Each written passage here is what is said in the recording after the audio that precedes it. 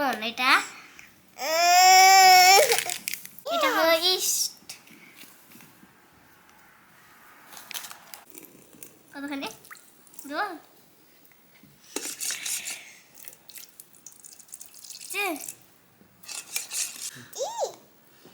গুঁড়া দুধ, মিষ্টি মিষ্টি মিষ্টি না টক? মিষ্টি।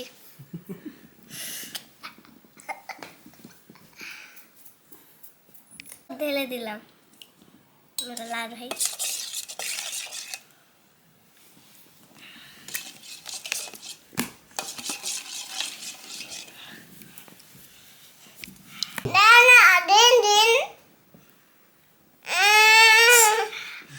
হাফ কাপ তেল ঢেলে দিলাম।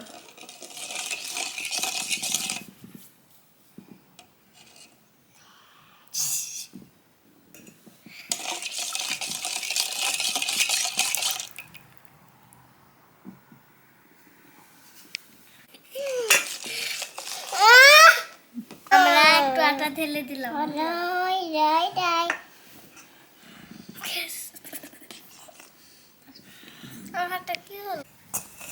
আমরা আটাটাকে ভালোভাবে মেখে নিচ্ছি।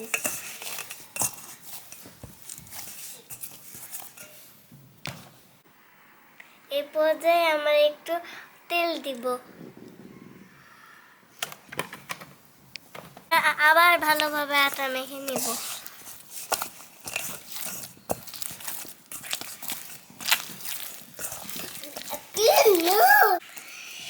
আর আটাটা হাতে ভালো লাগছে না, তার মানে আটাটা হলো সানা হয়ে গেছে।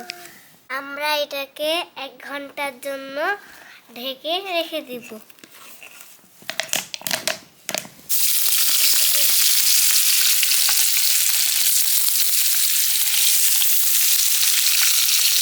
এরপর যে আমরা সসেজগুলো চিকন করে কেটে ভেজে নিচ্ছি। কিছু বোনলেস চিকেন নিয়েছি, এটা আমরা অল্প করে ফ্রাই করে নেব।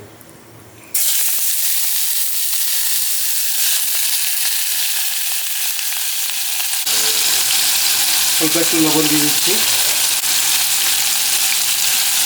হলুদের গুঁড়া, মরিচের গুঁড়া, ধনে গুঁড়া, অল্প একটু জিরে গুঁড়া দিলাম, অল্প একটু আদা গুঁড়া দিয়ে দিচ্ছি, অল্প একটু রসুনের গুঁড়া দিয়ে দিলাম,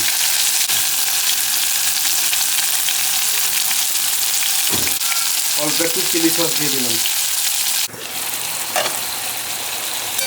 এবার আমরা নেড়ে চেড়ে এই রসটা শুকিয়ে নেব। আটাটা মেখে রাখার পরে দেখুন কত ফুলে গেছে। বাবা ওরে আমি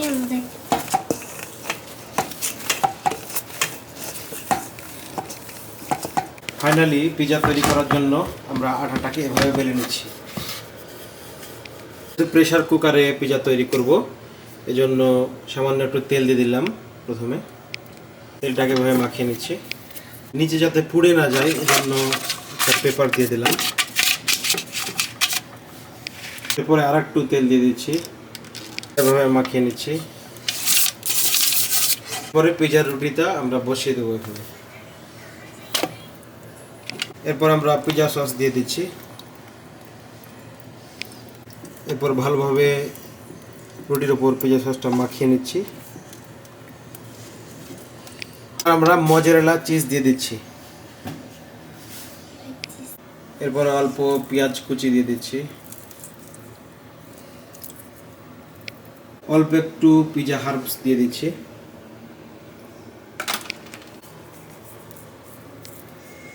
পরে ক্যাপসিকামের কুচি দিয়ে দিচ্ছি। এরপর আমরা চিকেন ভাজাগুলো দিয়ে দিচ্ছি, সসগুলো দিয়ে দিচ্ছি। শেষে উপরে আরো কিছু মজরেলা চিজ দিয়ে দিলাম।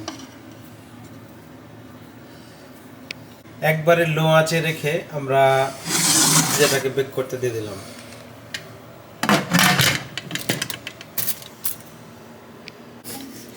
তো মাশাআল্লাহ 25 মিনিট লো আঁচে রাখার পর দেখতে পাচ্ছেন আমাদের পিজা হয়ে গেছে। দেখতে পাচ্ছেন আমাদের পিজা রেডি। এখন আমরা সাইজ করে কেটে নিচ্ছি।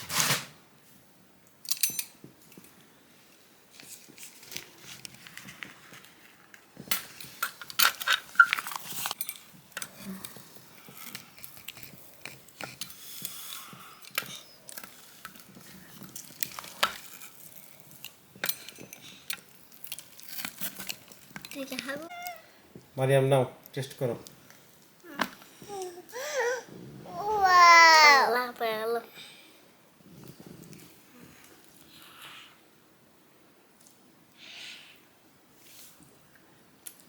কেমন? ভালো হয়েছে? নুরা, নুরা কেমন?